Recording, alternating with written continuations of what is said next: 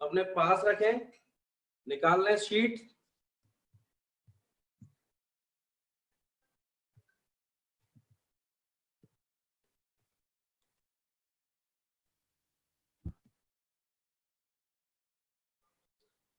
ठीक है, सभी ने होमवर्क कर लिया है? कमेंट्स करो जरा। अर्चित कर लिया है, वेरी गुड। रोहित, पुष्पेंद्र, खुशी, दिव्यांशी। तो this is batch 2। Anyone from batch 1?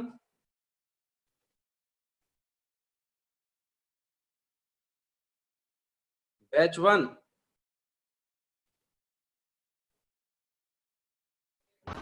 Batch 1 में से कोई भी हो तो माइक ऑन करे। सर यहाँ पे बैच 1 की ही है सबरे। This is for batch 1। Okay, तो बैच 2 का अगर कोई है तो माइक ऑन कर। संचित sir. Yes sir. Hello, 2 minute आप होल्ड रखिएगा, 5-10 मिनट हम आगे बढ़ा लेंगे क्लास को। बैच 2 वाले ठीक है। ऐड हो रहे हैं, उनको कुछ ज्वाइनिंग दिक्कत हो रही है, वो लिंक शेयर नहीं हो रहा उनपे, पता नहीं ग्रुप में। ठीक है सर। तो मैं ठीक अभी ठीक। कर रहा हूँ, 5 मिनट वेट। Okay sir.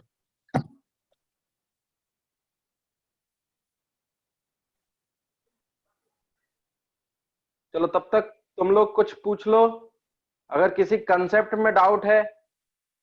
ठीक है, टाइम वेस्ट नहीं करेंगे हम। थोड़ा बहुत कोई कंसेप्ट अगर तुम्हारा वीक है तो वो पूछ सकते हो। ठीक है, यूज कर लेंगे। या फिर मैं एक क्वेश्चन देता हूं। ठीक है, तो क्वेश्चन करेंगे एक, देखते हैं कितने लोग कर पाते हैं। सिंपल सा क्वेश्चन है यूनिट एंड डायमेंशनल फॉर्मूले का।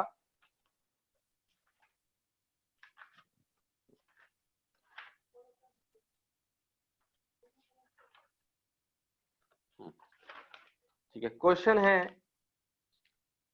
If y equal to a sine kx minus omega t plus 5, find dimensions of k omega and 5। और ये चीज दी गई है इन मीटर। चलो निकालो जरा, टाइम वेस्ट मत करो, इसका आंसर निकालो।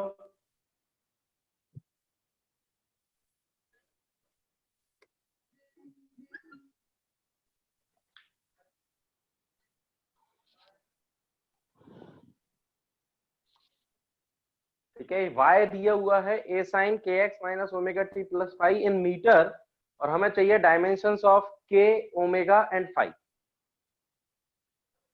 तब तक सारे बच्चे आ रहे हैं, तब तक आप ये क्वेश्चन अटेम्प्ट करो। हाँ सर, यहाँ पे x और y और t क्या है सर? एक्स वाई टी क्या है, चलो देख लो। x इन मीटर, तो तुम्हें सिर्फ इस चीज की जरूरत पड़ेगी और कुछ नहीं।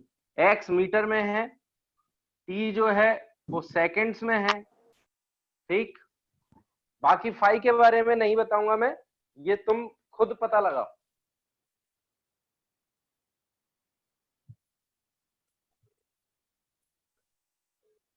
k का आ रहा है l-1।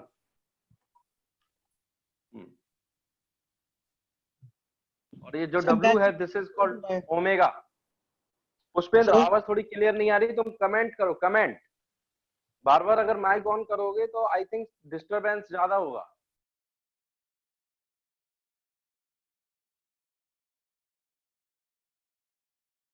हाँ बिल्कुल सही है।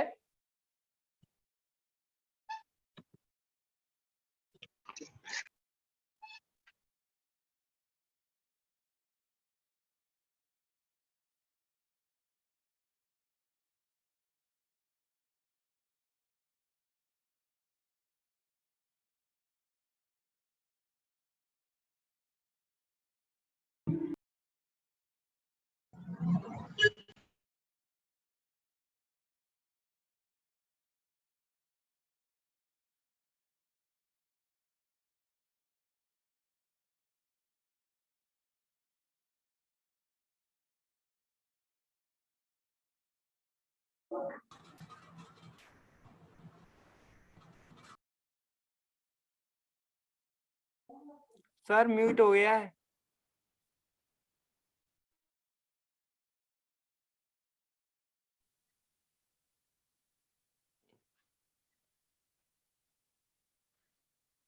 ठीक है, तो बच्चे आ रहे हैं, थोड़ी देर में हम क्लास स्टार्ट करेंगे, तब तक ये चीज आप समझो।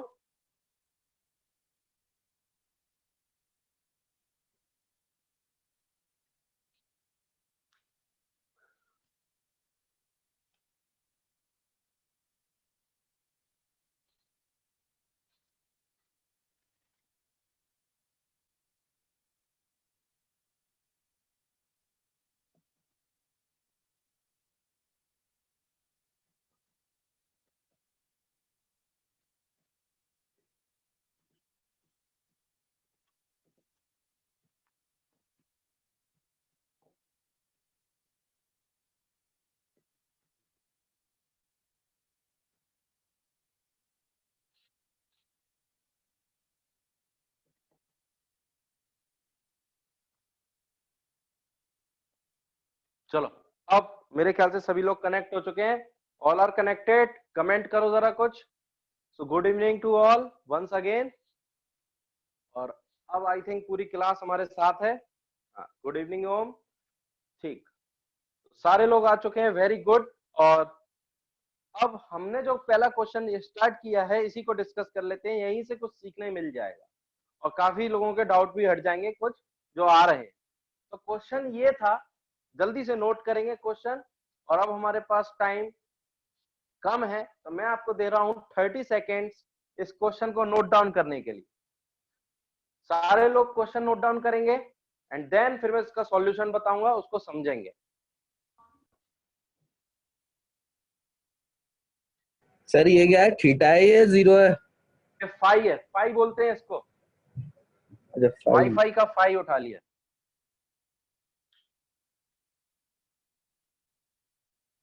ठीक है, if y equal to a sin kx minus omega t plus phi in meter, find the dimension of k omega phi where x is in meter, t is in second.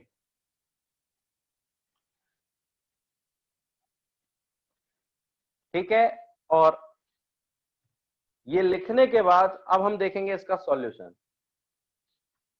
Solution में जरा देखो ध्यान से, हमें जो question दिया गया है उसमें एक ट्रिग्नोमेट्रिक रेशियो दिख रहा है। तो अगर हम ट्रिग्नोमेट्रिक रेशियो देखते हैं, तो ट्रिग्नोमेट्रिक रेशियो के अंदर वाली जो चीज होती है ब्रैकेट के अंदर, वो क्या होता है? वो एंगल्स होते हैं। और एंगल्स अगर हैं तो angles are the dimensionless. Angles कैसे होते हैं? अगर मैं एंगल की डायमेंशन देखूंगा तो वो डायमेंशन क्या आएगी? m0 l0 t0। तो ये जो पूरी चीज है, दीज आर द एंगल, ये पूरा एंगल है। तो अगर हम इस पूरे की डायमेंशन लेस बोल रहे हैं, तो देखो इस पूरे का अगर डायमेंशन लेस है चीज, तो dimension of k x should be equal to dimension of omega t and should be equal to dimension of omega, and that should be dimension of angle. और एंगल की डायमेंशन क्या होती है? m0 l0 t0। ठीक है, या फिर आप इसको ऐसे भी लिख सकते हो कि भाई ये जो पूरी चीज थी, ये इसकी जो डायमेंशनल होगी वो इसी के डायमेंशन के बराबर होगा, इसके होगा और इसके होगा, according to the principle of homogeneity. हाँ सर आपकी वॉइस नहीं आ रही है।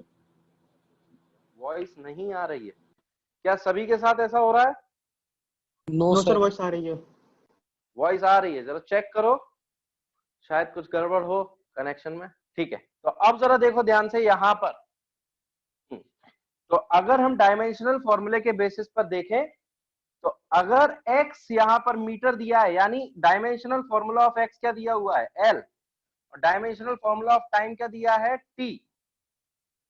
ठीक, तो यहां से अगर मुझसे डायमेंशनल फॉर्मूला ऑफ k पूछा गया, तो इस और इसको इक्वेट करूंगा, तो डायमेंशनल फॉर्मूला ऑफ क्या बन जाएगा? k m0 l-1 t0। ठीक, इसी तरीके से अगर हम ओमेगा टी और इसको कंपेयर कर लें, तो डायमेंशनल फॉर्मूला ऑफ ओमेगा क्या आ जाएगा? m0 l t0 t-1। और इसी तरीके से जब मैं फाई को कंपेयर कर रहा हूं तो फाई की डायमेंशनल फॉर्मूला क्या मिलेगी, m0 l0 t0।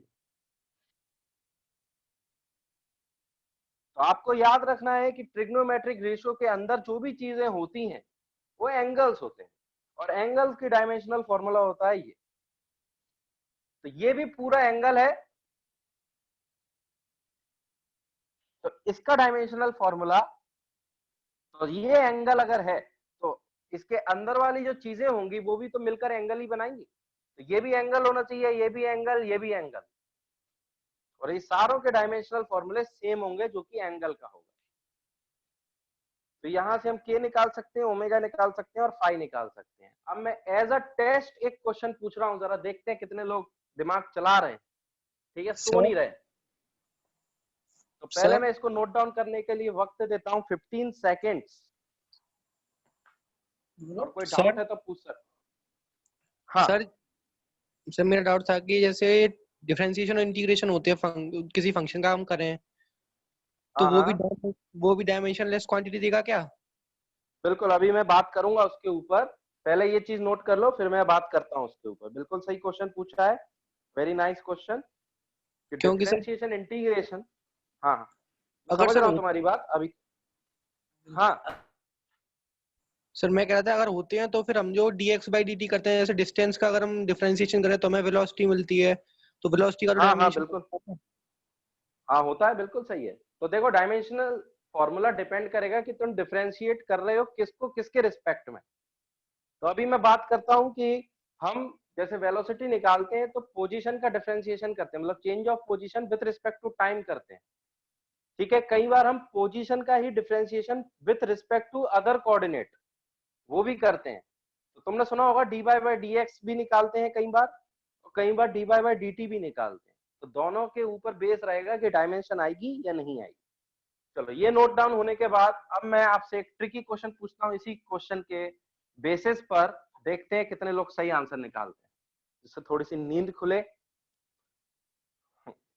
सो अब मैं इसमें क्वेश्चन पूछूंगा, जल्दी से बताना है। Find the dimension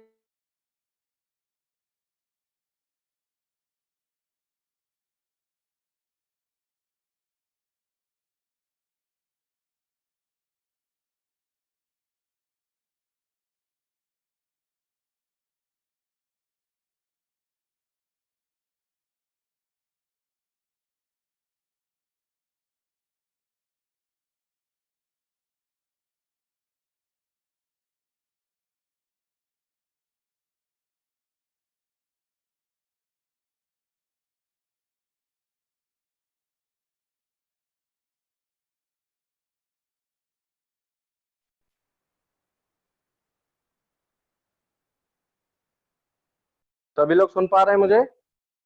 I think connection was lost. Sir आप दिखाई नहीं दे रहे। नहीं तो दिखाई तो तब दूंगा जब मैं कैमरे के सामने आऊं। डायमेंशनल फॉर्मूला ऑफ ए जल्दी से निकालो।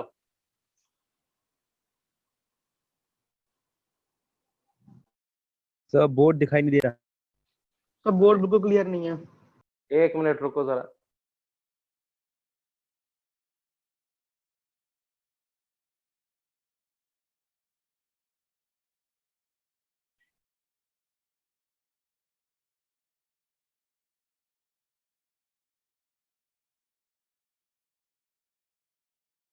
सर हमने क्वेश्चन क्या बोला था? मेरे को डायमेंशनल फॉर्मूला ऑफ ए चाहिए। अब दिखे? अब ठीक है? Yes sir. Dimensional formula of A चाहिए मुझे। हाँ, बहुत से लोगों के आंसर बिल्कुल सही आए हैं। हाँ बिल्कुल सही। तो जैसे कि हम देख पा रहे हैं ये एक डायमेंशनल इक्वेशन, अगर ये इक्वेशन है, so for the correct dimensional equation, for the exactness of the equation, it must be a dimensional, it must be a dimensionally correct equation. तो अगर डायमेंशनली करेक्ट इक्वेशन होती है तो जो डायमेंशन LHS में होगी वही डायमेंशन RHS में भी होनी चाहिए। तो यहां साफ साफ दिख रहा है सिंस ट्रिग्नोमेट्रिक रेशियोज जो होते हैं, सिंस ट्रिग्नोमेट्रिक रेशियोज की मैं बात करूं तो trigonometric ratios like sine, cos, ये सब क्या है? दीज आर डायमेंशनलेस, क्योंकि भाई साइड्स का ही रेशियो तो होता है, यानी तो रेशियो तो डायमेंशनलेस होते हैं। तो इसका मतलब ये हो गया कि जो डायमेंशन y की होगी वही डायमेंशन a की होगी, क्योंकि ये तो डायमेंशनलेस है। ठीक है, साइन वाला क्या है? डायमेंशनलेस। तो y की डायमेंशन क्या है? लेंथ, क्योंकि ये काय में मेजर हो रहा है? मीटर में। तो यही डायमेंशनल फॉर्मूला किसका होगा? a का। तो a का डायमेंशनल फॉर्मूला क्या हो गया? सिंपल सा m0 t0 l की पावर 1। आंसर।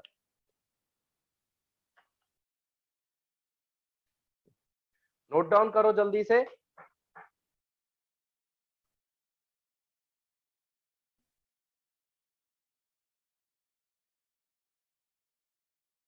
हटा रहा हूं अब मैं।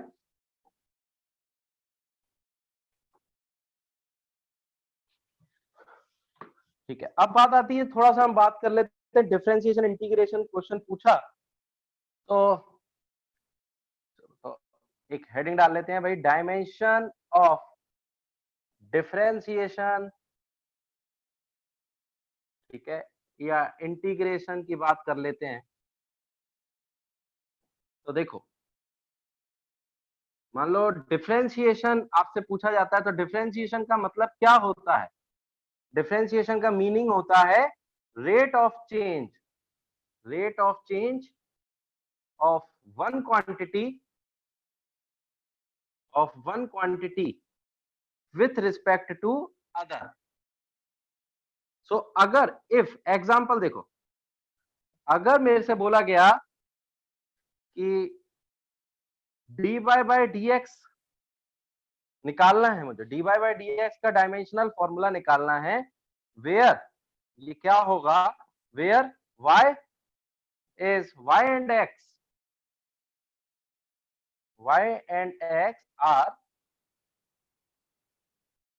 are the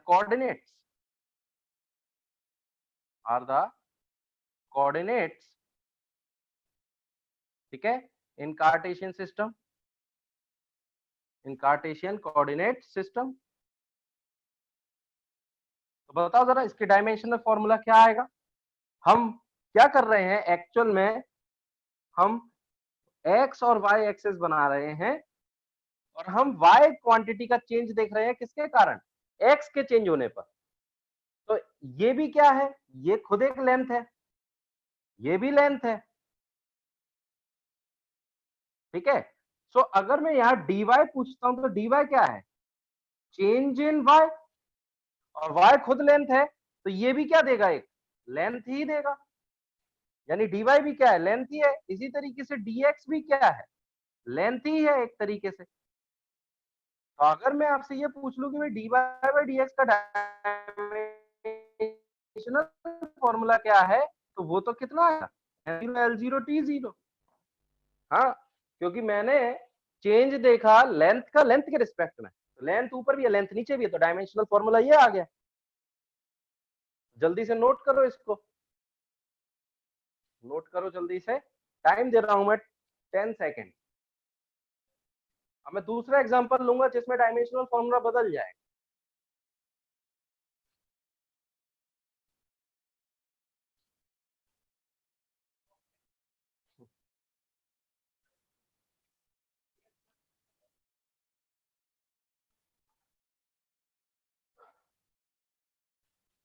ठीक है, डन, वेरी गुड। और अब मैं सेकंड एग्जांपल ले रहा हूं। आपसे पूछा गया कि find dimensional formula of dx by dt, where, देखो जरा ये जरूर देख लेना कि क्या क्या है। वेयर x, ठीक है, is the position along x axis, ठीक है, and t is a time.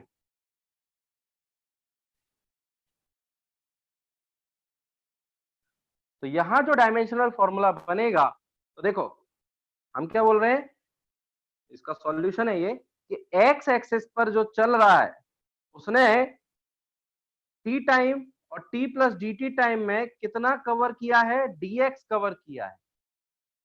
तो ये क्या है, this is the length, and dt time जो है, ये dt टाइम जो है, दिस इज द टाइम।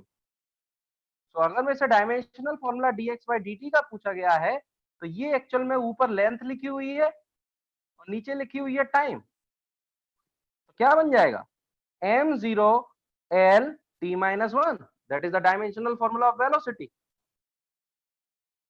तो कुछ डिफरेंशिएशंस की यूनिट हो भी सकती है और कुछ डिफरेंशिएशन की यूनिट नहीं भी हो सकती, डिपेंड करेगा कि आप किसको किसके रिस्पेक्ट में डिफरेंशिएट कर रहे हैं।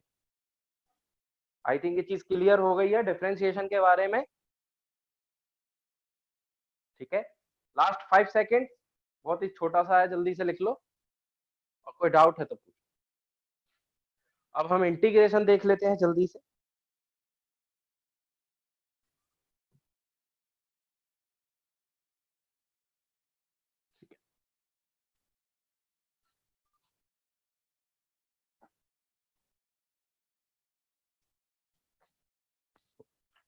अब हम बात करेंगे इंटीग्रेशन की। इंटीग्रेशन मतलब क्या, इंटीग्रेशन का जो मतलब होता है, means the area under the graph. अब वो ग्राफ किस किस के बीच में है वो देखना होगा। एग्जाम्पल 1, जैसे मैं अगर आपसे पूछता हूं कि find the dimensional formula, find the dimensional formula of integral a dt, इसका मुझे डायमेंशनल फॉर्मूला चाहिए। Where a is acceleration, where a is acceleration and t is time। तो देखो जरा क्या आएगा इसका, जरा आंसर निकाल सकते हो, कमेंट करो। LT minus 1, very good Anushka, very good अचेत, दिव्यांशी, अंकित, वेरी गुड। क्योंकि हम जानते हैं कि सिंस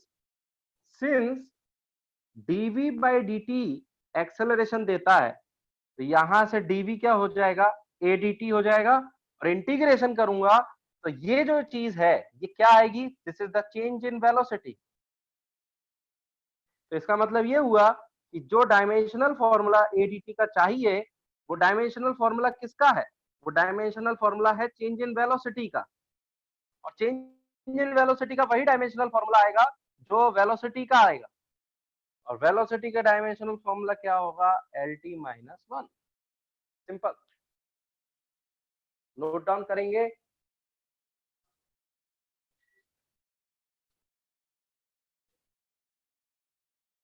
तो आपको ये देखना होगा कि आप किन चीजों का डायमेंशन निकाल रहे हैं। और अगर मैं ये कहूं कि सिंपली फाइंड आउट, या फिर ये कहूं कि डायमेंशनल फॉर्मूला ऑफ ADT अगर मुझे चाहिए, तो ये डायमेंशनल फॉर्मूला किसके बेस पर आएगा, डायमेंशनल फॉर्मूला ऑफ ADT का। और ADT अगर देखें तो ये क्या है, LT माइनस 2 और t की पावर 1, तो ये क्या आ जाएगा, LT माइनस 1। ठीक है, तो दिस इज, मतलब ये चीज आप कर सकते हो, ये भी चीज कर सकते हो, कोई भी अपना लो। हम सिर्फ इसकी डायमेंशनल फॉर्मूला निकालते हैं, तो एक्सेलरेशन की डायमेंशनल फॉर्मूला देख लो और इनटू dt देख लो। इंटीग्रेशन क्या है, एक तरीके से वो सिर्फ ऑपरेशन है, ऑपरेशन की कोई डायमेंशन नहीं होती, डायमेंशन होती है इन दोनों की। ठीक है, तो इन दोनों की डायमेंशन क्या देखेंगे, dimension formula of acceleration that is LT minus 2 और dimensional formula of time that is t। तो क्या बन गया, LT minus 1। Integration is a operation which has no dimension, इसकी कोई डायमेंशन थोड़ी है, इंटीग्रेशन तो एक ऑपरेशन है, मैथमेटिकल ऑपरेशन, टूल है। चलो, तो ये चीज मेरे ख्याल से क्लियर हो गई है, डिफरेंशिएशन इंटीग्रेशन वाली। तो आपको ये वाली चीजें देखनी है।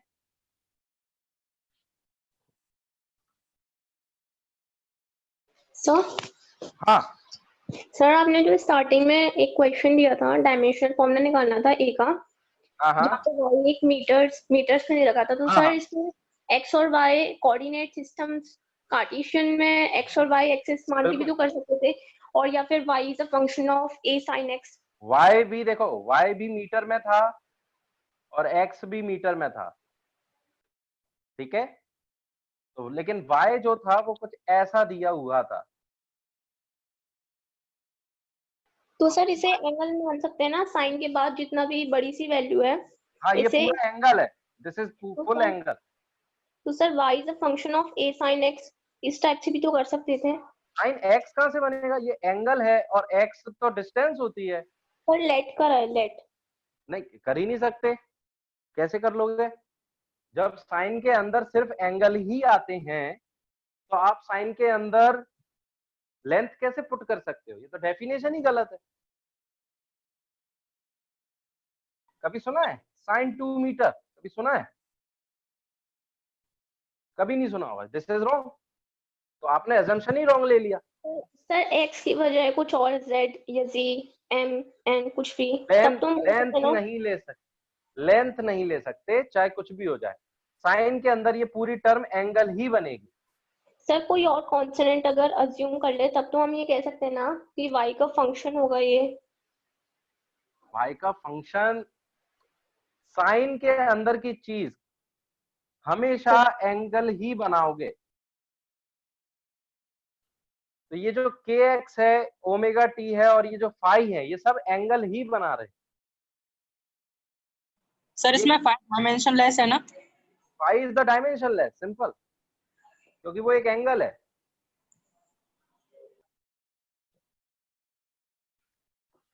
क्लियर हुआ है? किसी यस को सर। ये तो कभी भी अजम्पशन इतना गलत मत ले लो कि उसको हम अगर अज्यूम करके आंसर निकाल दे तो वो गलत ही आने वाला। अजम्पशन ऐसा लो जो वैलिड हो। ठीक है, तो चलो अब हम शीट पे आते हैं। शीट करी है लोगों ने और डिस्कशन करेंगे अब। तो निकालें सभी लोग यूनिट एंड डायमेंशन। ठीक है, सो क्वेश्चन नंबर, चलो मैं स्टार्ट करता हूं पहले 1 to 10। मेयर सर, सभी लोगों यस सर। को गुड इवनिंग। भाई आप लोगों में से काफी लोगों को मैंने इन्फॉर्म पहले भी किया है, जो सीट्स हैं आप लोग मोबाइल में खोल रहे होंगे, आपको सेम मोबाइल से अगर आप क्लास भी ले रहे हैं दिक्कत होती होगी आपको, इसलिए हार्ड कॉपी इंस्टीट्यूट में हम लोग दे रहे हैं। काफी स्टूडेंट ने कलेक्ट कर ली हैं, काफी स्टूडेंट अभी भी कलेक्ट नहीं कर पाए हैं या नहीं कर रहे हैं। तो प्लीज फोन करके जो जेकेएस के नंबर है 93193200 या 9837319400 पे कॉल करके आप ऑफिस में टाइमिंग ले लीजिए। सुबह 11 बजे से मॉर्निंग 11 o'clock से लेकर दोपहर 2 बजे या 2:30 बजे तक आप सीट कलेक्ट कर सकते हैं, जिससे कि आपको हार्ड कॉपी उसकी मिल जाएगी और आपको अटेम्प्ट करने में दिक्कत नहीं आएगी। ठीक है भाई, ओके। ठीक है, चलो 1 to ठीक है 10। सर। ठीक है सर, थैंक यू। 1 to 10 कोई डाउट नहीं। 10 to 20, 10 to 20 11 आया है। हाँ, सिर्फ 11 आया है, वेरी गुड। और 15 आया है सचिन का, तनिष्क 19। अच्छा, ये जो क्वेश्चंस मैं बोर्ड पर डालता हूँ डाउट्स, मैं ये इसलिए बताता हूँ क्योंकि आप अपनी शीट पर क्वेश्चन मार्क लगा लें। ये इंपॉर्टेंट क्वेश्चंस होंगे जो सारी क्लास में डाउट आया, तो आप शीट में से कुछ इंपॉर्टेंट क्वेश्चन नोट डाउन कर सकते हैं इस तरीके से कि भाई ये 20 क्वेश्चंस तक मुझे ये वाले क्वेश्चंस तो रिवीजन करने ही करने हैं, क्योंकि इसमें सभी के डाउट्स आए थे। चलो तो देखते हैं 11th। If the acceleration due to gravity taken as the unit of acceleration and the velocity generated in a falling body in 1 second as the unit of velocity, ठीक है, then the unit of length बतानी। चलो तो देखते हैं unit of length कैसे निकालेंगे। चलो तो सॉल्यूशन देखते हैं हम क्वेश्चन नंबर 11 का। तो क्वेश्चन नंबर 11 सॉल्यूशन देखते हैं। तो देखो, अभी तक हम क्या करते थे, हम करते थे कि हम लेंथ, मास और टाइम, ठीक है, और भी चीजें थी, करंट, टेम्परेचर, इनको हम बेस क्वांटिटीज मान लेते थे, base, these are the fundamental quantity, और इन्हीं की मदद से हम ड्राइव करते थे वेलोसिटी, एक्सेलरेशन, ये सारी चीजें। अब इस क्वेश्चन में पलट ही दिया पूरा। इस क्वेश्चन में बोला उन्होंने कि अब हमारी जो फंडामेंटल क्वांटिटीज होनी चाहिए वो एक्सेलरेशन होनी चाहिए, ठीक है, और उसने बोला कि जो एक्सेलरेशन ड्यू टू ग्रेविटी है जी, उसको इसने बोल दिया कि that is the unit of acceleration, that is the unit of acceleration. Unit of acceleration मतलब कितना, metre per second square in SI system.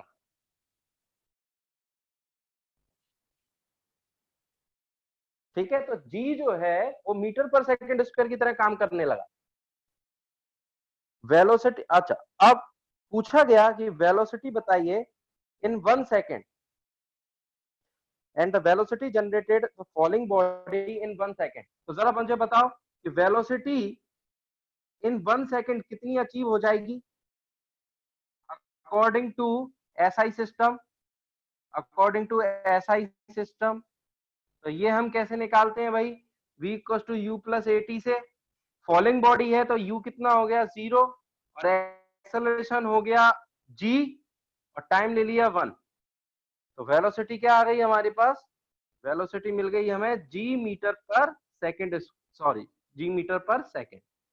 ये किसके अकॉर्डिंग मिली है, according to SI unit system. ठीक, और अब उसने पूछा नई यूनिट बताइए मुझे इस वेलोसिटी की। तो मुझे according to the new system, according to the new system, according to the new system of unit, metre per second square ये किसके बराबर है, ये जी के बराबर है। सो मीटर पर सेकंड किसके बराबर होगा, जी इंटू सेकंड के बराबर, जी इंटू सेकंड। तो मैं अगर सो द वेलोसिटी जो कि हमारे पास कितनी आई थी, g metre per second, metre per second की जगह क्या लिखूंगा, जी इंटू सेकेंड। जरा देख लो ध्यान से, ठीक है, ये मल्टीप्लाई है तो ये क्या बन जाएगा, जी स्क्वायर,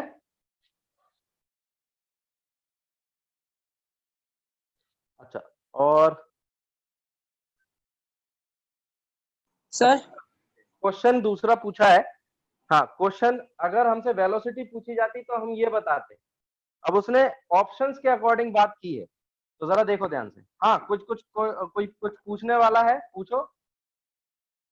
सर आपने जो रब कर दिया उसी का पूछना था। नहीं, एक्चुअल में वो क्वेश्चन का पार्ट नहीं था, क्वेश्चन का पार्ट हमें ऑप्शन से देखना है, ठीक है। वैसे इसमें क्या दिक्कत आई थी तुम्हें, सर वो हाँ सर वो रिपीट करने के लिए बोल रहा था सर, वो समझ ये m upon second square is equals to g कैसे आ गया ये समझ में नहीं आया ये था। जी कैसे आ गया, ये तो ऊपर वाले से आया है ना, इसने यही तो बोला है कि जो जी है that is the unit of acceleration. Okay metre per, हाँ, यूनिट ऑफ एक्सेलरेशन क्या होता है, मीटर पर सेकंड स्क्वायर। फिर next m metre per second is equals to g किया था फिर आपने, जी इसके इंटू बाद सेकंड नहीं हो जाएगा, अगर सेकंड स्क्वायर से मैं इधर हटा दूं तो ठीक है, मीटर पर सेकंड क्या बन जाएगा, जी इंटू सेकंड। Okay sir. देखो, हाँ, तो अब ये जो बोल रहा है कि the velocity generated in the falling body in 1 second as the unit of velocity। तो जरा देखो ध्यान से, 1 सेकंड में जो वेलोसिटी बन गई वो कितनी बन गई, वो बन गई हमारी g according to the SI unit system, ठीक है। तो g मीटर पर सेकंड जो वेलोसिटी बनी है एसआई यूनिट सिस्टम में ना, ये जो चीज है ये अब this g meter per second in SI system is the new unit, is the new unit of velocity in new system।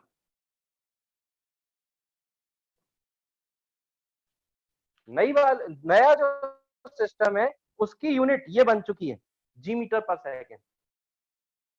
देख लो जरा ध्यान से, इंपॉर्टेंट चीज चल रही है।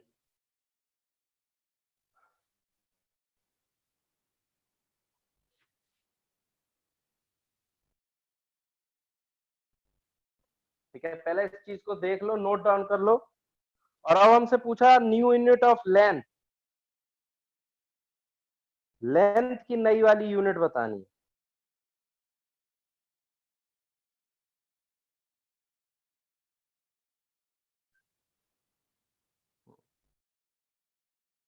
तो देखो उसने बोला, पहले तो क्वेश्चन अच्छे से समझ लो, if the acceleration due to gravity be taken as the unit of acceleration. तो एक्सेलरेशन ड्यू टू ग्रेविटी क्या है हमारी, हमारे पास है g metre per second square, that is the unit of acceleration. ठीक है, जो किसमें थी, एसआई सिस्टम में, और ये अब बन चुकी है यूनिट ऑफ एक्सेलरेशन इन नई वाली जो सिस्टम बनने वाली। तो देखो जरा, ये जो जी था ये बन गया यूनिट ऑफ एक्सेलरेशन, ठीक, जो कि क्या थी, मीटर पर सेकंड स्क्वायर, किसमें थी, एसआई सिस्टम। तो जरा देखो ध्यान से, ये हमें नई वाली वेलोसिटी मिल गई। नई वाली वेलोसिटी किसमें मेजर होगी अब, जी मीटर पर सेकंड में। और नया वाला जो एक्सेलरेशन है वो किसमें मेजर होगा, नया वाला जो एक्सेलरेशन है वो किसमें मेजर होगा। तो देखो now according to the question, acceleration due to gravity is the new unit of acceleration.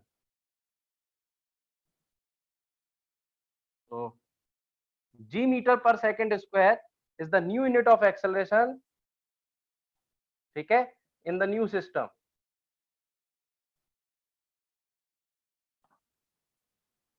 तो ये एक्सेलरेशन की क्वांटिटी हो गई, ये वेलोसिटी की क्वांटिटी हो गई। अब हमें लेंथ चाहिए, बता सकते हो लेंथ कैसे निकालें। सो इन द न्यू सिस्टम, अच्छा लेंथ कैसे निकालेंगे, लेंथ किस किस पे डिपेंड करेगा, लेंथ अगर एक्सेलरेशन पे डिपेंड कर रहा है तो एक्सेलरेशन की पावर x ले लेता हूं, वेलोसिटी की पावर y ले लेता हूं। तो लेंथ यहां से हमने ये मान लिया और लेंथ को कांस्टेंट के साथ रखा। एक्सेलरेशन की पावर हो गई lt minus 2, that is the dimensional formula, और ये बन गया x। और velocity that is lt minus 1, इसकी पावर बन गई y, और इधर पावर है 1। तो जरा कंपेयर करेंगे तो x प्लस वाई कितना मिल जाएगा, 1, और माइनस 2x माइनस वाई ये कितना मिलेगा, 0। तो इसका मतलब है ये equation 1, this is equation 2, from 1 and 2, x और y की वैल्यू कितनी हो जाएगी, इधर से अगर हम देखें तो 2x equal to minus Y, यहां रख देंगे तो plus y that is minus 2x, तो माइनस एक्स इक्वल टू 1 आ जाएगा, यानी x की वैल्यू माइनस 1, एंड y जो हो जाएगा वो कितना हो जाएगा, प्लस 2। ठीक है, बिल्कुल सही है। सो द लेंथ जो बन रही है, सो जो लेंथ जो बन रही है वो बन रही है एक्सेलरेशन की पावर माइनस 1 और वेलोसिटी की पावर 2। तो देख लो जरा ध्यान से, ये लेंथ किसमें है, न्यू सिस्टम में है, length in the new system. ठीक, तो ये बन रहा है velocity square divide by acceleration. ठीक, और अब अगर देखें तो for the unit of length in the new system, यहां पर भी वेलोसिटी जो आ रही है इसकी यूनिट रखनी होगी हमें इन द न्यू सिस्टम, और एक्सेलरेशन को भी रखना होगा इन द न्यू सिस्टम, तभी तो हमें मिलेगी नई वाले सिस्टम की यूनिट। वेलोसिटी की नई वाली यूनिट क्या आई थी, जी मीटर पर सेकेंड, इसका whole square, divide by acceleration की क्या थी, g metre per second square. तो हमने यहां से लेंथ जो न्यू सिस्टम में यूनिट आएगी वो हम यहां से निकाल सकते हैं। तो देखो एक जी से जी गया तो जी बच जाएगा, मीटर से मीटर बचेगा एक ऊपर, और सेकेंड स्क्वायर कैंसिल हो जाएगा। तो क्या मिल रहा है, g into metre.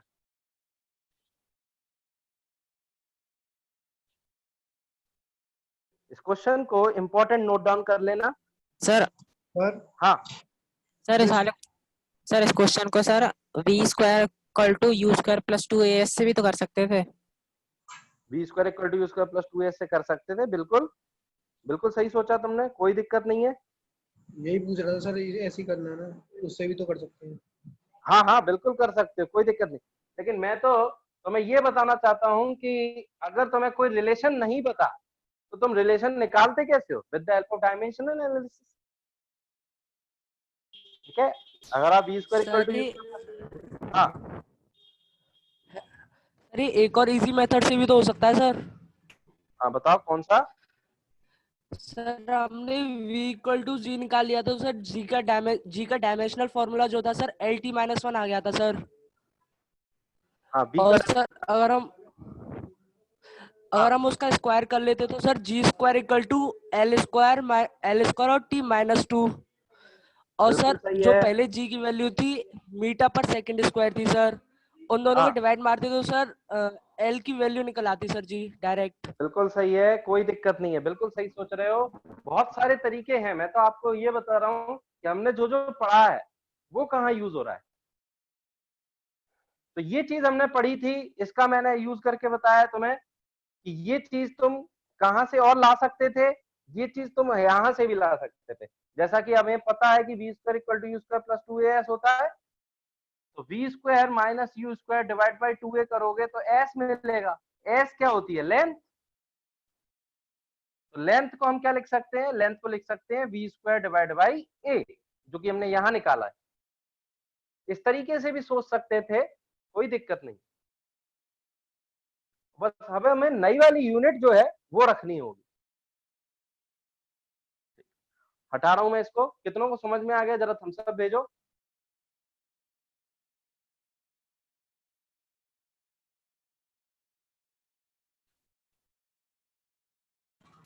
Hello sir. हाँ सर हम इसे डायरेक्ट लॉजिकली नहीं सोच सकते थे? वेलोसिटी भी लेंथ अपॉन टाइम होता है। हाँ हाँ, और हमारी वेलोसिटी की जो यूनिट आ गई थी वो थी जी मीटर पर मीटर पर सेकेंड। सेकेंड, और इनटू टाइम कर दोगे तो लेंथ आ जाएगा। बिल्कुल सही है। हाँ। लेकिन ये चीज थोड़ी सी गलत है, पता है क्यों गलत है? क्योंकि देखो, ये नई वाली सिस्टम में चाहिए हमें, ठीक है, ये नया सिस्टम चाहिए, तो टाइम भी किस में चाहिए होगा? न्यू सिस्टम में।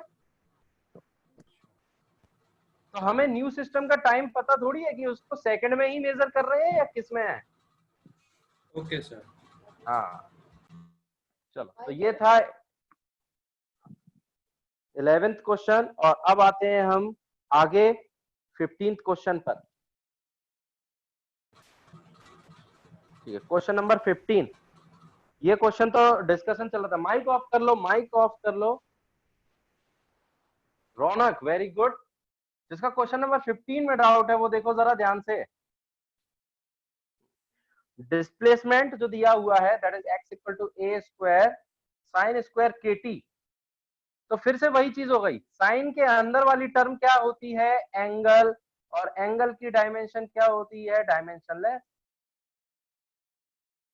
kt की जो डायमेंशन होगी वो एंगल की डायमेंशन के बराबर होगी, ठीक। और t क्या है? टाइम। तो डायमेंशन ऑफ k क्या हो जाएगा? m0 l0 t-1। और क्या पूछा है? बस यूनिट ऑफ k पूछ लिया ना, तो ये आ गया यूनिट ऑफ k, ठीक। और हाँ, t-1 क्या? t-1 मतलब सेकंड इनवर्स। अगर हम यूनिट की बात करें, यूनिट अगर k की देखें तो सेकंड इनवर्स। सेकंड इनवर्स को क्या बोलते हैं? हर्ट्ज बोलते हैं। बिल्कुल सही है, वेरी गुड। लास्ट 5 सेकेंड्स, कोई डाउट है तो पूछो। ये क्वेश्चन डिस्कस हो रहा था ग्रुप पर, मैं देख रहा था, काफी अच्छा लगता है जब तुम लोग डिस्कस करते हो कुछ इस तरीके की चीजें। व्हाट्सएप का अच्छा इस्तेमाल होता है। क्वेश्चन नंबर 19, क्वेश्चन नंबर 19 देखते हैं। फिजिकल क्वांटिटी डिपेंड करती है इन सब चीजों पे। Which of the following do not have the same dimensions? तो मैं सिर्फ इसकी थीम बताऊंगा, पूरा नहीं बताने वाला। बहुत ही सिंपल सा क्वेश्चन है। 10 के अंदर फिर से वही चीज आ गई, CZ, 10 CZ। This is again angle, और प्रिंसिपल ऑफ होमोजेनिटी देखें तो dimension of x that should be equal to dimension of AY and that should be the dimension of B10 CZ। ठीक है, तो अगर हमसे ये क्वेश्चन पूछ लिया, अब मेरे हिसाब से ये क्वेश्चन में कुछ भी दम नहीं बची है। A, B and C are constants हैं, तो कॉन्स्टेंट्स हैं अगर ये, तो कोई मतलब ही नहीं है। इस कांस्टेंट की डायमेंशन होगी, इस कांस्टेंट की डायमेंशन नहीं होगी, ये सोचना होगा हमें। y क्या है?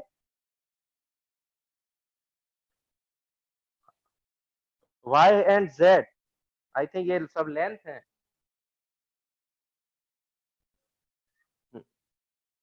तो अब ये हो जाएगा मेरे हिसाब से। ये क्वेश्चन कैसे कर सकते हैं इसको, dimension of x that should be equal to dimension of b, क्योंकि ये वाली जो क्वांटिटी है दिस इज द डायमेंशनलेस, क्योंकि ये ट्रिग्नोमेट्रिकल रेशियो है। तो ये बिल्कुल सही है। सर दूसरा ऑप्शन, हाँ आपने बोला कांस्टेंट है तो उसके डायमेंशन नहीं होंगे बी के? बिल्कुल होगी। मैं ये बोल रहा हूँ ये कांस्टेंट कौन सा वाला है, ये विथ डायमेंशन वाला है। तो सर क्वेश्चन में दिया नहीं है, तुमने अज्यूम किया है ना ये? अज्यूम नहीं किया है, देखो एक्चुअल में ये तो पक्का पता है ना कि this is dimensionless. Yes sir. तो फिर इसकी डायमेंशन अगर x में आ रही है तो इसकी डायमेंशन किसके बराबर होगी, b की, क्योंकि ये तो डायमेंशनलेस ही है। तो b जो कांस्टेंट है वो यहाँ पर ये वाली डायमेंशन रखता है, ओके सर। क्योंकि b को डायमेंशन रखनी होगी, क्योंकि ये डायमेंशनलेस है उसके साथ वाला। ठीक है, और अंदर वाला ये जो CZ है, ये CZ फिर से क्या बन गया, एंगल। तो एंगल की जो डायमेंशन होती है वो तो डायमेंशनलेस होती है। तो हम यहां से बोल सकते हैं कि जो डायमेंशन C की है वो 1/z की डायमेंशन हो गई। ठीक है, और यहां से देख लो dimension of AY that should be equal to dimension of B, ये भी बिल्कुल सही है। तो डायमेंशन ऑफ Y अगर पूछा जाए तो क्या आएगा, dimension of B upon dimension of A। I think अब ये क्वेश्चन हो जाएगा, कोई इसमें कठिन नहीं है चीज, समझ में आ गया होगा। किसी को कोई डाउट है तो पूछ सकता है। यहाँ रुकूंगा मैं 10 seconds. Trigonometrical ratio are the dimensionless, लेकिन ट्रिग्नोमेट्रिकल रेशियो के अंदर की चीज भी डायमेंशनलेस, क्योंकि वो एक एंगल होता है।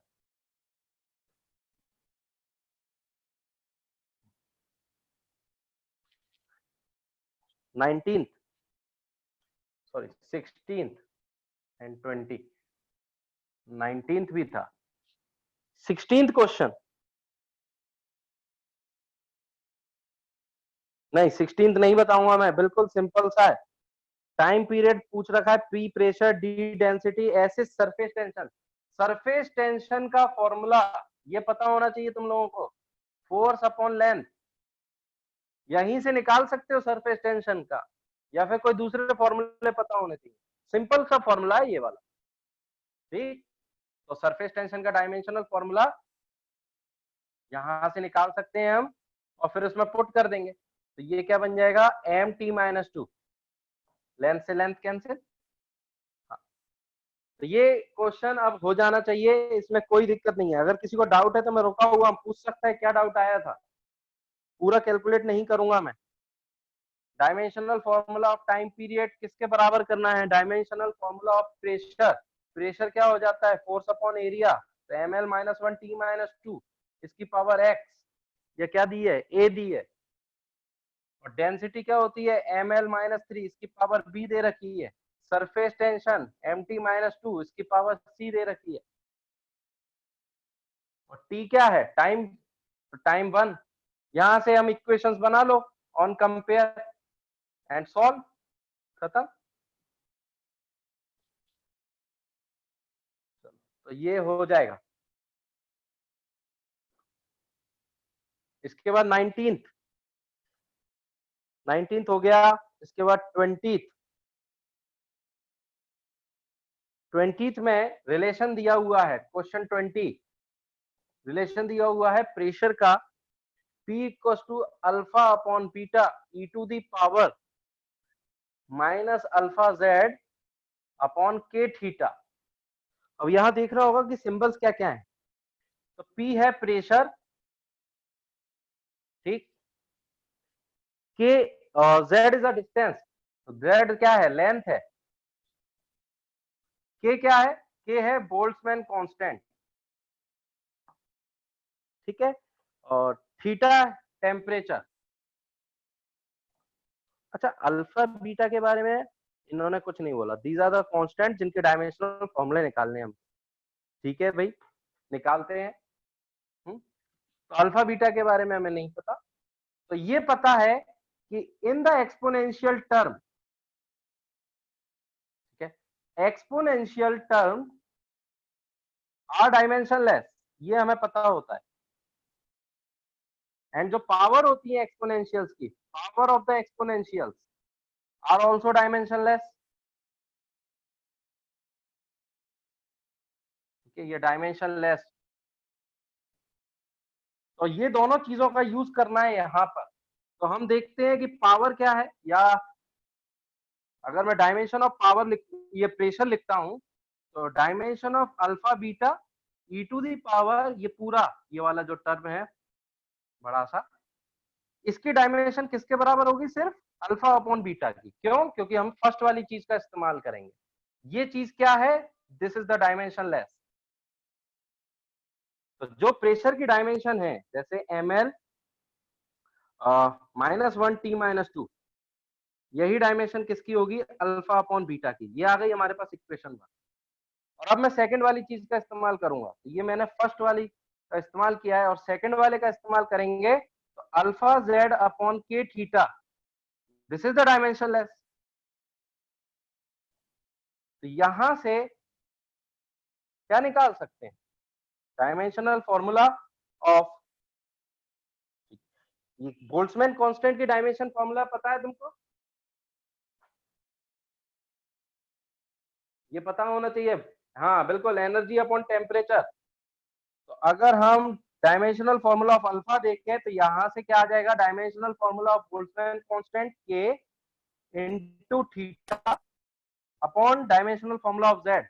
और के की डायमेंशन कैसे निकालोगे, energy upon temperature, this is the dimensional formula of K. तो भाई रख देना सीधे सीधे, तो ml² T-2 और टेम्परेचर केल्विन इनवर्स, और ये केल्विन में है, और डिवाइड बाय लेंथ, तो ये दोनों कैंसिल हो गए, बचेगा क्या, अकेला ml/T-2। तो ये मिला ml/T-2, this is the dimensional formula of alpha. और इसको तुम यहां पुट कर देना, तो क्या आ जाएगी, बीटा की डायमेंशन। तो this is equation 1, this is equation 2। तो अब मैं अगर प्रेशर की डायमेंशन देखता हूं, हाँ सर, यहाँ पर एक्सपोनेंशियल टर्म में e एक इंटीजर ही होता है। ये एक पूरा न्यूमेरिकल वैल्यू होती है, और e की वैल्यू कितनी होती है, अगर मैं सिर्फ e की पावर 1 की बात करूं, तो वैल्यू होती है 2.37। तो e की पावर जितनी भी करोगे, वो एक वैल्यू ही मिलेगी, बिल्कुल नेपियर्स कांस्टेंट। वेरी गुड, ठीक। चलो, तो अब ये क्वेश्चन में कुछ नहीं बचा है, सिर्फ अल्फा का बीटा की डायमेंशन निकालने के लिए अल्फा की डायमेंशन को डिवाइड कर देना इससे। हाँ 2.703, सॉरी। तो यहाँ पर 20 क्वेश्चन हमने डिस्कस कर लिए हैं, आगे बढ़ते हैं। हाँ बता दीजिए देखो जरा ध्यान से, कौन सा वाला सर, 18 सर, उसमें रेडिएशन प्रेशर इन सब के फॉर्मूलास। चलो बता रहा हूँ। मैं चाहूंगा कि ज्यादा से ज्यादा तुम कमेंट किया करो, जब बोलते हो तो शायद दूसरों को दिक्कत आएगी, क्योंकि स्क्रीन चली जाती है, इसलिए कमेंट करने की ज्यादातर कोशिश किया करो, अगर बहुत ज्यादा ही जरूरी है तभी बताओ। क्वेश्चन नंबर 18, चलो देखते हैं। Radiation pressure, velocity of light in radiation energy per unit area per second. अच्छा, रेडिएशन प्रेशर की डायमेंशन, चलो देखते हैं कितने लोग बताते हैं रेडिएशन प्रेशर की डायमेंशन। ये पता है?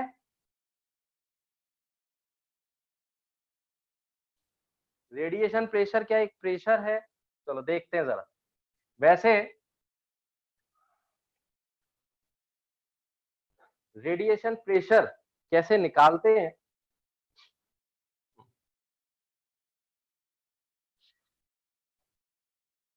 ml-1 T-2, बिल्कुल सही है, एक तरीके से प्रेशर है।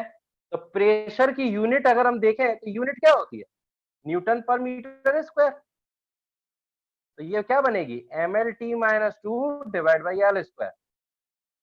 तो ये क्या बन गया? ml-1 T-2। क्योंकि देखो प्रेशर है तो वो बदल थोड़ी जाएगा, उसकी यूनिट तो यही रहेगी ना, फोर्स अपॉन एरिया, चाहे वो कोई भी प्रेशर हो, रेडिएशन हो या दुनिया का कोई भी। तो अब जरा देखो ये बन गया। और फिर वेलोसिटी की डायमेंशन तुम्हें पता है, दैट इज LT-1। और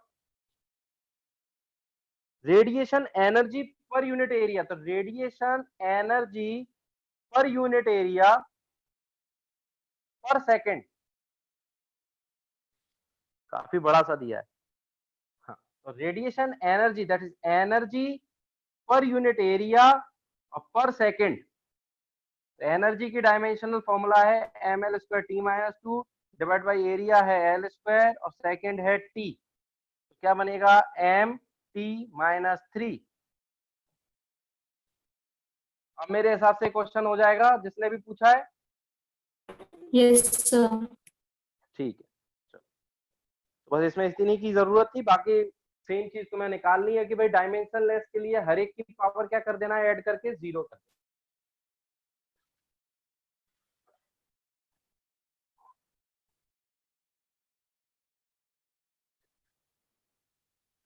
चलो आगे बढ़ते हैं। क्वेश्चन 20 भी हो गया है, अब हम देखेंगे 21 से लेकर 26। चलो बताओ जरा 21 से 26 कौन कौन से डाउट्स हैं? 22, 23, 25, 3 डाउट्स। लास्ट 22, अगर जरूरत पड़ेगी तो मैं बताऊंगा। ठीक है, 22 किसने किया है? 22 किसने किया है? रौनक ने किया है। तो रौनक और दिव्यांशी, ठीक है, तो मैं जिम्मेदारी देता हूं रौनक, तो मैं सॉल्यूशन पुट करना है ग्रुप पर, तो मैं भी चेक करूंगा और जिसको 22 नहीं आया है वो भी चेक करेगा। क्लियर है रौनक? ये रौनक की जिम्मेदारी है।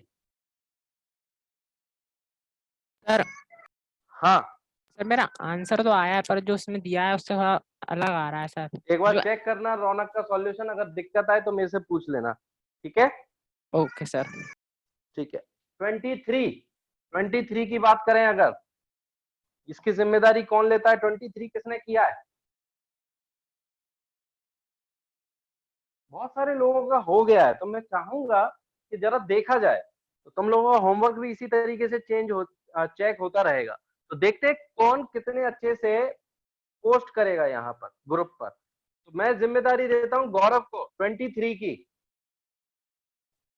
और ये 25 वाला क्वेश्चन किसने किया है? 25 वाला, ओके, वेरी गुड। चलो, इसकी जिम्मेदारी मिलती है माधव को। तो मैं देखता हूं ये 3 क्वेश्चंस अगर तुम्हें नहीं आएंगे समझ में, मैं भी देखूंगा सॉल्यूशंस इन तीनों का। अगर मुझे लगेगा कि सेटिस्फैक्टरी सॉल्यूशंस हैं, और उसके बाद भी मैं पूछूंगा अगली क्लास में क्या ये क्वेश्चंस क्लियर हो गए। अगर नहीं होते हैं तो फिर हम दोबारा डिस्कस कर लेंगे, लेकिन फिलहाल के लिए इन तीनों क्वेश्चन की जिम्मेदारी इन तीनों पर है।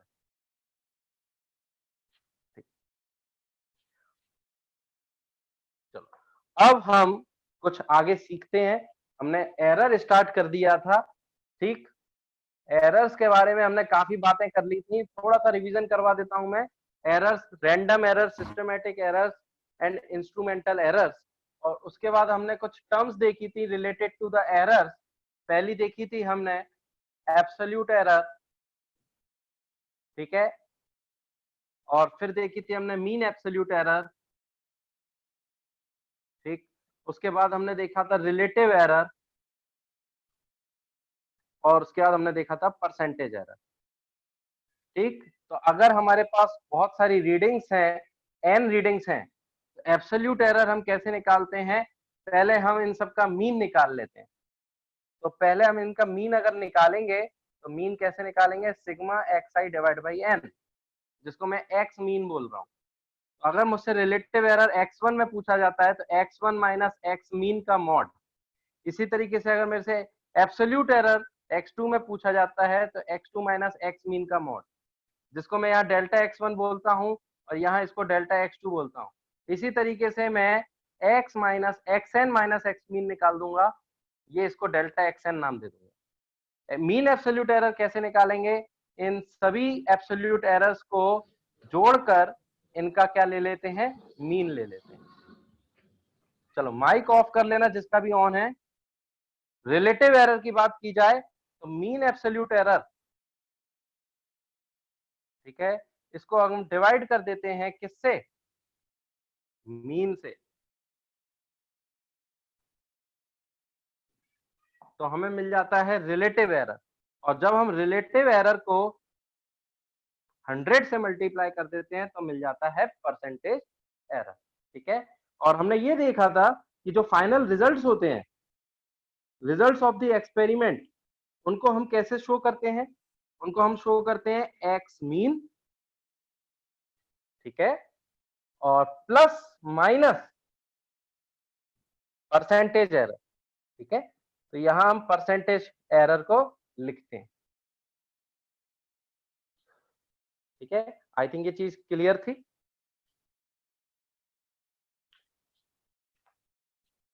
चलो, तो ये परसेंटेज में भी बता सकते हो और डायरेक्ट भी बता सकते हो, जैसे कि हाँ, ऐसे भी बता सकते हो कि यही एक्स मीन में से कितना घटा दिया जाए,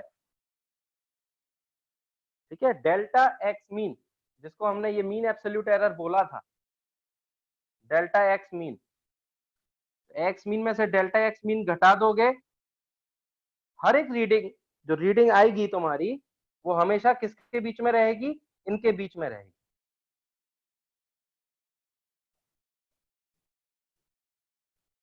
तो ये दोनों चीजें, ये सारी चीजें तुम्हें पता होनी चाहिए। ये रिवीजन करवा दिया मैंने, अब मैं इसके ऊपर एक क्वेश्चन कर रहा हूँ, ठीक। चलो हटा रहा हूं मैं, किसी को कोई डाउट है तो पूछ सकता सर है। हाँ sir, least count error sir, इसमें सर ये पता नहीं चल रहा कि कब निकाल देंगे, मतलब लीस्ट काउंट एरर कब आएगा इंस्ट्रूमेंट काउंट में? एरर के बारे में मैं बात करूंगा क्वेश्चंस के थ्रू, ठीक है। अभी ओके। मैं एक क्वेश्चन करवा रहा हूँ इसके बेसिस। तो देखते हैं, इसमें एक क्वेश्चन करते हैं हम। क्वेश्चन है, चलो पहले तो एक क्वेश्चन प्रिसीजन और एक्यूरेसी पे करते हैं, काफी अच्छा क्वेश्चन है। क्वेश्चन है, सपोज, लिखते भी जाए साथ में question, suppose the true value, suppose the true value of mass is 6.28 kg. Suppose the true value of the mass is 6.28 kg. Three instruments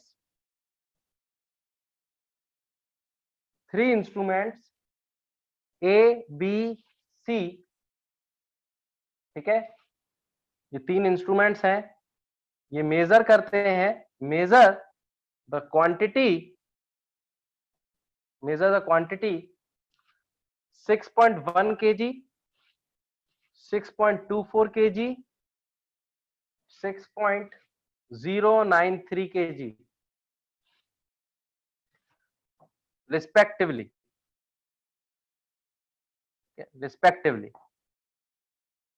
Find, arrange in increasing order, of accuracy and precision.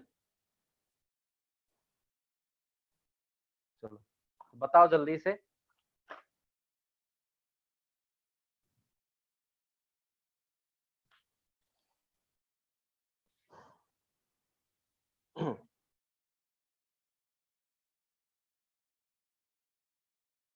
Increasing order of accuracy and precision,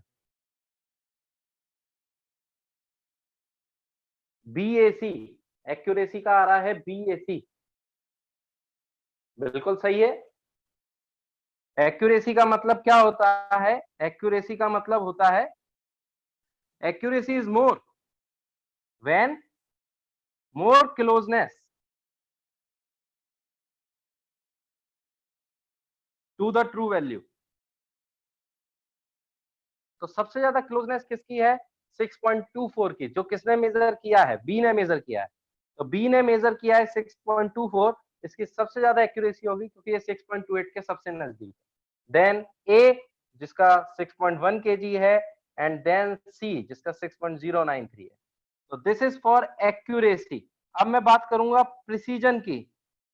sir हाँ sir ये तो decreasing order हो गया। क्यों? मैंने ये वाला order, ये देखो ना जरा, आपने इंक्रीजिंग ऑर्डर पूछा ठीक था है। ना। अच्छा ठीक है, बिल्कुल ठीक है, कोई दिक्कत नहीं है। तो ऐसा कर ले, अब ठीक है, सॉरी, अलग ही रख लो, तुमने जैसा लिखा होगा वैसा कर। ठीक, तो बी की सबसे ज्यादा, देन ए की, फिर चलो अब प्रिसीजन का बताओ जल्दी से आंसर। CBA। तो प्रिसीजन का आंसर आ जाएगा। प्रिसीजन कैसे देखते हैं? नंबर ऑफ डेसिमल डिजिट्स या number of digits after the decimal, जितनी ज्यादा होंगी उतनी ही ज्यादा प्रिसीजन होगा, उतना ही ज्यादा प्रिसीजन होगा। सबसे ज्यादा किसकी है? सी की है। ठीक है, तो अगर इंक्रीजिंग ऑर्डर देखना है तो ए से बड़ा है बी और बी से बड़ा है सी। 6.1, 6.24 यहाँ आ रहा है 6.093। तो यहाँ 3 है, यहाँ 2 है और यहाँ 1। बिल्कुल सही। तो ये सिंपल से क्वेश्चंस एक्यूरेसी और प्रिसीजन के बेस पर हो सकते हैं। और सर नेक्स्ट, हाँ सर ऐसा भी हो सकता है कि जैसे प्रिसीजन भी हो, कोई मेजरमेंट और एक्यूरेट भी हो। हाँ बिल्कुल हो सकता है, तो वो तो सबसे अच्छा इंस्ट्रूमेंट होगा। ओके। बिल्कुल, हमें तो लेना ही ये इसी टाइप का चाहिए जो एक्यूरेट भी हो और प्रिसाइज भी। चलो अब हम एक नए क्वेश्चन करते हैं। क्वेश्चन है द रिफ्रैक्टिव इंडेक्स, ठीक है, the refractive index of glass is found to have the values, is found to have the values 1.48, 1.50, 1.30, 1.40. Find the percentage error. निकालो, टाइम दे रहा हूं मैं आपको 90 सेकेंड्स। कैलकुलेशन पहले लिख लो, इसको लिखने के लिए टाइम दे रहा हूं मैं 15 सेकेंड्स। और अब बात आएगी तुम्हारी कैलकुलेशन की।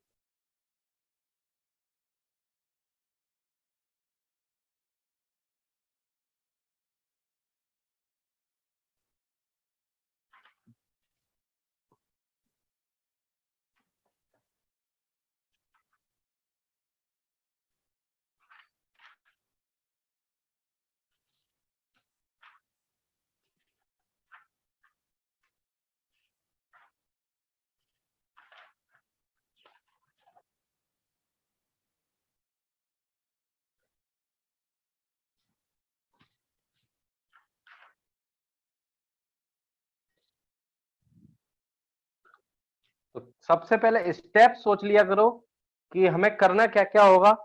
हमें सबसे पहले इसकी ट्रू वैल्यू निकालनी होगी। ट्रू वैल्यू का मतलब है मीन वैल्यू। तो मीन वैल्यू कैसे निकालेंगे? Sigma xi divide by n। ये फर्स्ट स्टेप हो गया। सेकंड, हमें निकालने होंगे सभी के एब्सोल्यूट एरर्स। फिर तो एब्सोल्यूट एरर्स कैसे निकालते हैं? xi minus x mean.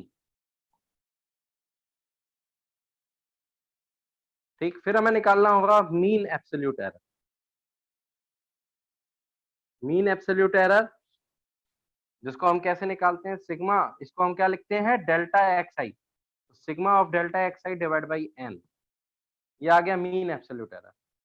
फिर हम निकालेंगे क्या, रिलेटिव एरर। रिलेटिव एरर में हम क्या लिखेंगे, mean absolute error divide by true value, और फिर लास्ट परसेंटेज एरर। तो रिलेटिव एरर को मल्टीप्लाई कर दोगे किससे, 100। तो मैं आंसर चाहूंगा फाइनल परसेंटेज एरर कितना आ रहा है, 4.98% अनुष्का का आ रहा है, रोहित का 1.2, 4.9, अप्रोक्सीमेट सबका सही आ रहा है, ठीक है। 4.9% इज द आंसर, बिल्कुल सही है 4.9%। जरा चेक करेंगे मीन वैल्यू, मैं जरा नोट करके बता रहा हूं, मीन वैल्यू कितनी कैसे निकालेंगे, इन सभी को ऐड कर दो और कितने से डिवाइड कर दो, 4 से। तो मीन वैल्यू जो मेरे पास लिखी हुई है, कैलकुलेटेड है, दैट इज 1.42। तो मैच करते जाना, बिल्कुल सही है। रिलेटिव एरर्स अगर निकालें तो मैं यहाँ फर्स्ट, सेकंड, थर्ड और फोर्थ की वैल्यूज लिख रहा हूं मैं, तो चेक करेंगे वैल्यूज, यही फॉर्मूला लगा रहा हूं मैं, ठीक है। तो वैल्यूज है 0.06, ठीक, यहां से देखते जाओ सीधे 0.08, और यहां से क्या आ जाएगा 0.12, और यहां से आ जाएगा 0.02, ठीक। इसके बाद हम मीन निकालेंगे सभी का, तो मीन कैसे निकालेंगे, सभी को जोड़ दो, 0.06 प्लस 0.08 प्लस 0.12 प्लस 0.2 और डिवाइड कर दो 4 से। तो मीन एब्सोल्यूट एरर जो मेरे को दिख रहा है 0.07,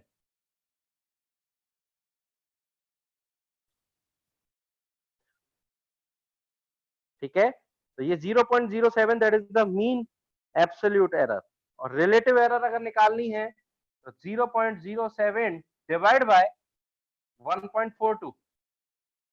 तो रिलेटिव एरर जो मिल रही है 0.049,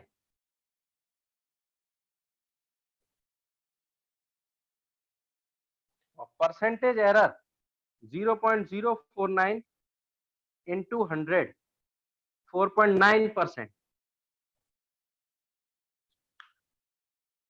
कैलकुलेशंस, सिर्फ और सिर्फ कैलकुलेशंस का ध्यान रखना है आपको इन टाइप के क्वेश्चंस में।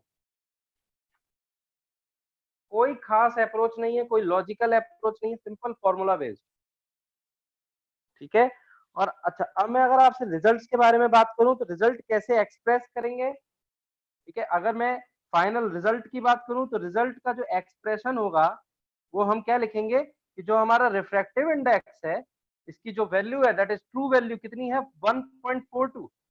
इस 1.42 से ये कितना ऊपर नीचे हो सकता है, ये इतना ऊपर नीचे हो सकता है, कितना, 0.07,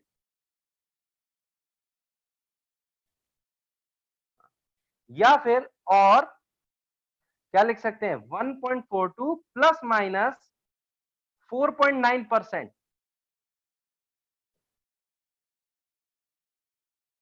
आई थिंक ये समझ में आ रहा होगा। यहाँ पर हमने आंसर परसेंटेज में दिया है और यहाँ पर हमने मीन एब्सोल्यूट एरर लिखा है, दोनों ही सही है। 1.42 का 4.9% निकालोगे तो कितना आ जाएगा, 0.07 आ जाएगा, ठीक है। तो ये जरूर लिख लेना। चलो हटा रहा हूं मैं इस चीज को।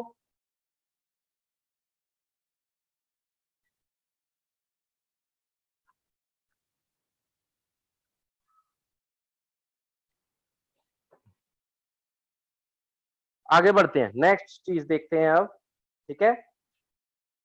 That is combination of errors, combination of errors, next heading combination of errors, ठीक है। तो हाँ, यहां पर हम देखेंगे कि जैसे जो एरर्स होते हैं, अगर हम एरर इन एडिशन, अगर मैं एडिशन कर रहा हूं दो क्वांटिटीज का, suppose z equal to x plus y, तो मुझे अगर z में एरर चाहिए, तो मैं क्या कर सकता हूं, जरा देखो ध्यान से। ठीक, x में भी एरर है एंड y में भी एरर है एंड z में भी एरर है, तो मैं ये लिखूंगा suppose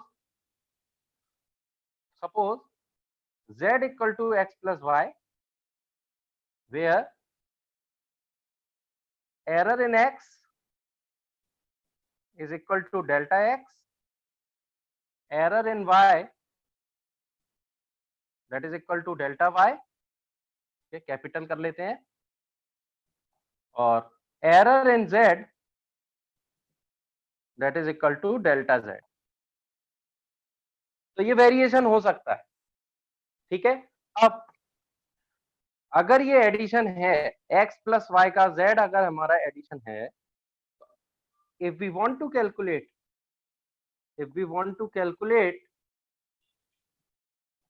the error in z, ठीक है, if we want to calculate the error in z, हम क्या करेंगे, ठीक है, बताओ क्या कर सकते हैं कि भाई जो z है, z में कुछ एडिशन सब्ट्रैक्शन हो सकता है, और ये जो एडिशन सब्ट्रैक्शन होने के बाद जो चीज आएगी वो कैसे बनेगी, x में कुछ एडिशन सब्ट्रैक्शन प्लस y में कुछ एडिशन सब्ट्रैक्शन, यही चीज इसके बराबर है क्योंकि ये चीज इसके बराबर है, तो इसमें जो एरर आएगा वो इन दोनों के करस्पॉन्डिंग होगा। तो अगर हम यहां से देखें तो हमें जो डेल्टा z की वैल्यू है, देखो if z equal to x plus y, ठीक है, देन डेल्टा z किसके बराबर आ रहा है, देन डेल्टा z किसके बराबर आएगा, डेल्टा z बराबर आएगा delta x plus delta y के बराबर, ठीक है। डेल्टा z किसके बराबर आएगा, delta x plus delta y। इस चीज को ध्यान से सुनना। अब मैं जो चीज लिखवा रहा हूं, note error is always additive, error is always additive because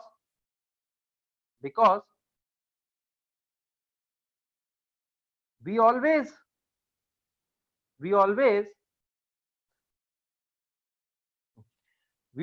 take the results,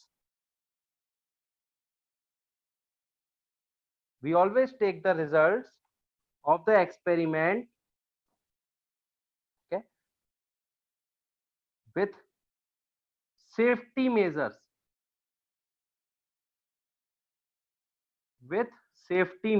अब इस चीज का क्या मतलब है मैं अगली लाइन में बताऊंगा, ठीक है। पहले इतना नोट कर लो, यहाँ पर मैंने हमेशा देखना जरा ध्यान से, यहाँ delta x plus delta y, this is the error in delta z, ये चीज पूरी लिख लो। हम पहले देख रहे हैं एरर इन एडिशन, फिर देखेंगे error in subtraction, multiplication and division. Sheetal ने लिख भी लिया है, वेरी गुड शीतल।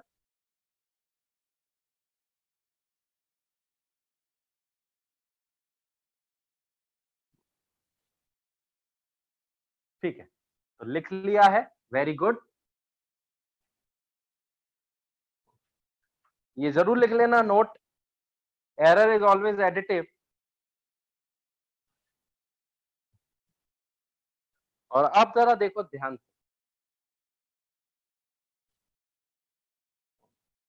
अब सेकेंड चीज जो है that is subtraction, error in subtraction,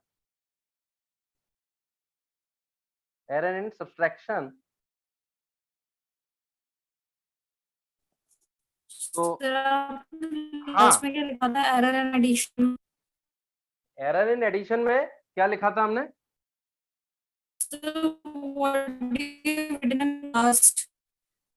तुम्हारी आवाज नहीं आ रही है साफ, लेकिन लास्ट मैंने लिखा था कि always errors are always additive because while giving the results we always take safety measures.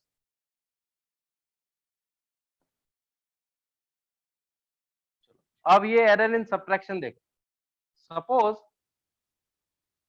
z equal to x minus y and delta x, delta y, delta z, ये सब क्या है, are the errors in x, y, z. ठीक है, तो यहां से भी z plus minus delta z अगर करोगे तो यहां से x plus minus delta x मिलेगा plus y plus minus delta y. Sir हाँ बोलो बोलो. वही तो मैं देख रहा हूँ सर इधर जो ऊपर z है वो ट्रू वैल्यू है ना? z एक ऐसी क्वांटिटी है जो इन दोनों के सब्ट्रैक्शन से मिल रही है. Sir what is written after r? Are the errors, are the errors. तो z एक ऐसी क्वांटिटी है जो x और y के सब्ट्रैक्शन से मिल रही है. तो अगर हम z में एरर देखेंगे तो हमें x में भी एरर देखना होगा और y में भी एरर देखना होगा. तो अगर हम z की value x minus y put कर दें ऊपर तो हमें जो डेल्टा z मिलेगा वो हमेशा delta x plus delta y के बराबर मिलेगा, जो कि z equal to x plus y में मिला था. Same as z equal to x plus y, मतलब same as the error in z equal to x plus y. ठीक है, क्योंकि मैंने आपको बताया because errors are always additive. Errors हमेशा एडिटिव लिए जाते हैं. मैक्सिमम देखो, अगर मैं माइनस कर दूंगा ना तो ये जो एरर होगी डेल्टा z में वो कम मिलेगी. लेकिन हम क्या करते हैं, जैसे मैं अगर अपनी कोई स्केल मेजर कर रहा हूं, मैंने बोला कि भाई 10 मीटर ये इसकी ट्रू वैल्यू है और मैं सेंटीमीटर स्केल से मेजर कर रहा हूं. ठीक है, तो मैंने जो आंसर दिया 10 मीटर, लेकिन सेंटीमीटर स्केल से मेजर कर रहा हूं तो हो सकती है कि 1 mm की गलती हो जाए, क्योंकि भाई सेंटीमीटर का मिनिमम मेजरमेंट कितना हो सकता था, 1 mm. तो मैं अपने सेफ्टी प्रिकॉशंस के लिए मैक्सिमम जो उसका एरर है वो यहाँ नोट डाउन करूंगा. ठीक है, मिनिमम एरर नोट डाउन नहीं करेंगे हम, मैक्सिमम एरर, कि भाई हो सकता है कि 9.9 mm 9.0009 हो. समझ रहे हो, 1 mm कितने बराबर हो गए, 1/1000 मीटर. ठीक है, तो वो कम हो सकता है या फिर एक से ज्यादा हो सकता है. तो मैं सेफ्टी के लिए यहाँ पर मैक्सिमम एरर जो मैं कर सकता था वही लिखी है मैंने, कि जिससे मेरे रिजल्ट को कोई झूठा ना बोल पाए, समझ रहे हो, कोई गलत ना बोल पाए. तो ये मैक्सिमम रेंज जो एरर की हो सकती है वही लिखी जाती है हमेशा यहाँ पर. तो इसीलिए हम एरर हमेशा मैक्सिमम ही लेते हैं, और मैक्सिमम कब मिलेगा, जब एरर एडिटिव होंगे. ठीक है, तो ये चीज याद रखना कि हम हमेशा सेफ्टी के लिए मैक्सिमम एरर को ही यहाँ रखते हैं. चलो, तो ये नोट डाउन कर लो जल्दी से. टाइम दे रहा हूं 10 सेकेंड्स, कोई ज्यादा नहीं लिखा है.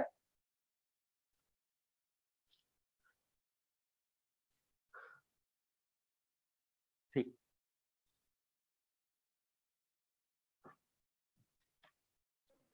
सर आज का होमवर्क क्या था? अब तुम्हारा जो होमवर्क है वो आगे के असाइनमेंट कंप्लीट करना. ठीक है, यूनिट एंड डायमेंशन के आगे के असाइनमेंट. तो जो subjective assignment level 1 homework, subjective assignment level 1, ये तुम्हें अब कंप्लीट करना है. चलो ठीक है. 5 स्टूडेंट्स नेम. हाँ हाँ, वो तो मैं बता रहा हूँ. ठीक है, और जो नाम है नेम्स वो और बता देता हूँ साथ ही साथ. ठीक है, 6:20 हो गए हैं, टाइम हो गया है, ठीक है। तो नाम है आशीष पहाड़िया, second name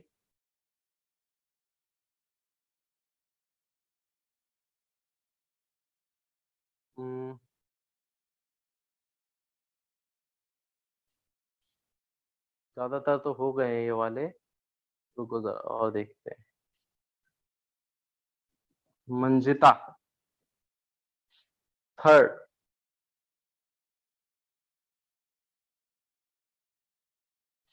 Prachi, fourth,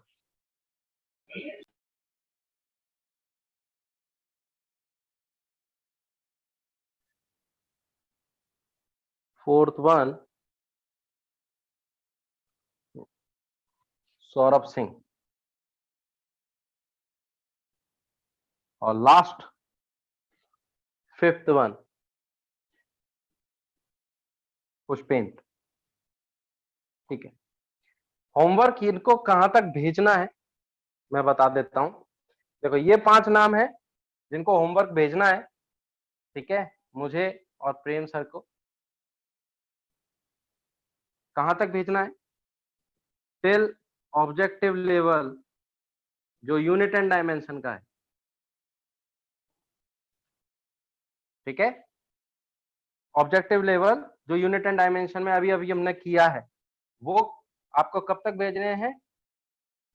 till 10 PM। चलो 10 PM तक, काफी सारा वक्त है। और बाकी जो होमवर्क है अगली बार जो डिस्कस होगा वो ये, ठीक है। तो आज की क्लास हम यहीं रोकते हैं।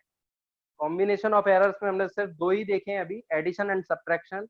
मल्टीप्लिकेशन भी होगा, डिवीजन भी होगा, और फिर इनके ऊपर कुछ क्वेश्चंस होंगे, ठीक है। तो आज की क्लास यहीं रोकते हैं, फिर बाकी जो चीजें होंगी वो नेक्स्ट क्लास में डिस्कस करेंगे, ठीक है। इस चैप्टर में बहुत ज्यादा इंपॉर्टेंट चीजें आएंगी, क्योंकि जब एरर्स देखते हैं तो बहुत सारी कंफ्यूजिंग चीजें आती हैं सामने।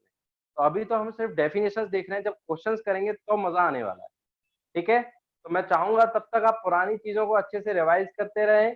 अगर कोई रेफरेंस बुक है तो क्वेश्चंस लगाएं, जैसे कि मैंने डाल रखी है एरर लेस वगैरह, उसमें बहुत सारे क्वेश्चंस हैं यूनिट एंड डायमेंशंस के, तो आप डिफरेंट क्वेश्चंस लगाएं, ठीक है।